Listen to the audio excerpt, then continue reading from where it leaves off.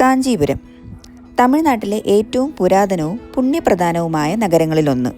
1000 ക്ഷേത്രങ്ങളുടെ നഗരം എന്നറിയപ്പെടുന്ന കാഞ്ചീപുരം ഹിന്ദുമതത്തിലെ 7 മോക്ഷപുരികളിലൊന്നാണ്. പല്ലവ രാജവംശത്തിൻ്റെ തലസ്ഥാനമായ കാഞ്ചീപുരം ലോക പ്രശസ്തമായ കാഞ്ചീപുരം പട്ടുസാരികൾക്ക് പേരുകേട്ട സ്ഥലം കൂടിയാണ്. ഇന്നത്തെ എൻ്റെ ഈ യാത്രയും കാഞ്ചീപുരത്തേക്കാണ്. അവിടുത്തെ സാരികൾ കാണാനും വാങ്ങാനും വേണ്ടിയിട്ടാണ് ഞാനീ പോകുന്നത് ബൈ കാറാണ്. ട്രിവാൻഡ്രം ടു കാഞ്ചീപുരം വരെ എനിക്ക് ഏകദേശം 770 കിലോമീറ്റർ ഉണ്ട്. സോ ഏകദേശം ഞാനൊരു 12 to 14 hours എടുക്കും കാഞ്ചീപുരത്ത് എത്താനായിട്ട്, with my all the breaks included. By car അല്ലാതെ നമുക്ക് ട്രെയിൻ വഴിയും കാഞ്ചീപുരത്തേക്ക് എത്താൻ പറ്റും. നിയറസ്റ്റ് റെയിൽവേ സ്റ്റേഷൻ എന്ന് പറയുന്നത് ചെന്നൈയാണ്.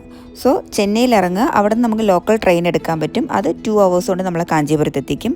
ഓർ ബസ്സാണെങ്കിൽ 2 to 3 hours എടുക്കും. ഓർ നമുക്ക് ടാക്സിയോ ക്യാബോ എടുക്കാം. അത് നമുക്ക് 2 hours കൊണ്ട് കാഞ്ചീപുരത്ത് എത്താൻ പറ്റും. തലേ ദിവസം രാത്രി പുറപ്പെട്ടാൽ നമ്മൾ രാവിലെ ഏകദേശം ഒരു 10-11 മണിയോട് അടുപ്പിച്ചെത്തും.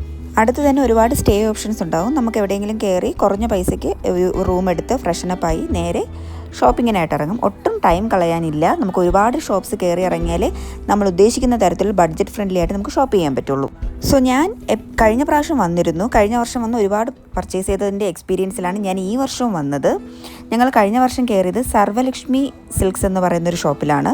ഈ വർഷം ഞങ്ങൾ ആദ്യം വന്നത് അവിടെ തന്നെയാണ്. ഒത്തിരി ടൈം എടുത്ത് നമ്മൾ കുറച്ചധികം എഫേർട്ട് എടുത്ത് നോക്കിയെടുക്കാൻ പറ്റുമെങ്കിൽ നമുക്ക് ഒരുപാട് വെറൈറ്റി കളക്ഷൻസ് നമ്മുടെ നാട്ടിൽ കിട്ടുന്ന പ്രൈസിൻ്റെ പകുതി വിലയ്ക്ക് നമുക്ക് അവിടെ നിന്ന് പർച്ചേസ് ചെയ്യാൻ പറ്റും. സോ നിങ്ങൾക്കൊരു 20-30 സാരികൾ നിങ്ങളൊരു വെഡ്ഡിങ് പർച്ചേസിനൊക്കെ ഉദ്ദേശിക്കുന്നുണ്ടെങ്കിൽ, നിങ്ങൾക്ക് ടൈം ഇൻവെസ്റ്റ് ചെയ്യാനുണ്ടെങ്കിൽ നിങ്ങൾ തീർച്ചയായും കാഞ്ചീപുരത്ത് പോയി പർച്ചേസ് ചെയ്യാനായിരിക്കും ഞാൻ സജസ്റ്റ് ചെയ്യുള്ളൂ. ബിക്കോസ് അത്രയധികം ലാഭത്തിന് നിങ്ങൾക്ക് അവിടെ നിന്ന് ഷോപ്പ് ചെയ്യാൻ പറ്റും. നിങ്ങളിപ്പോൾ വെഡ്ഡിങ് പർച്ചേസാണ് ഉദ്ദേശിക്കുന്നതെങ്കിൽ നിങ്ങളുടെ വെഡ്ഡിങ് സാരി ഏതാണോ സെലക്ട് ചെയ്തത് അത് അവരുടേതായ രീതിയിൽ പൂജിച്ചായിരിക്കും നമുക്ക് തരുന്നത്. സോ മണിക്കൂറുകൾ നീണ്ട ഷോപ്പിങ്ങിന് ശേഷം ഞങ്ങൾ തളർന്ന് നേരെ ചെന്നത് ഫുഡ് കഴിക്കാനാണ്. ഒരു രക്ഷയില്ല, അടിപൊളി ഫുഡ് എന്ന് വെച്ചാൽ അടിപൊളി ഫുഡാണ് നമുക്ക് അവിടെ നിന്ന് കിട്ടിയത്.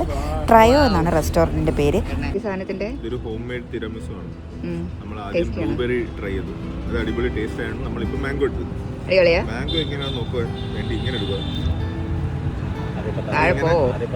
തോന്നാ ഇങ്ങനെ ബാക്കി നോക്കുക, കഴിക്കുക. ഇനി വേറെ ആരും ചോദിക്കാതിരിക്കാം.